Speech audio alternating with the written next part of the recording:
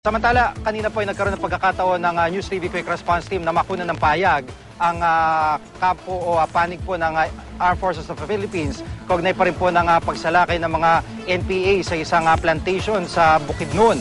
At isa po sa mga anggulo tinitingnan nila ay bahagi po ito ng pangingikil o extortion ng naturang grupo. Narito po ang kumpletong payag ni Colonel Arnulfo Burgos, tagapagsalita po ng AFP. Ang Armed Forces of the Philippines, kaagad nung nalaman namin ng insidente ay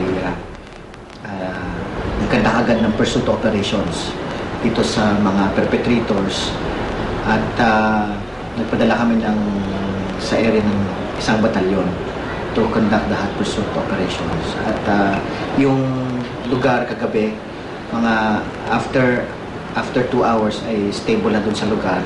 At ngayon, ang Philippine National Police ang nagme-maintain ng security, while yung ating Armed Forces of the Philippines are the ones conducting hot pursuit dun sa mga perpetrators.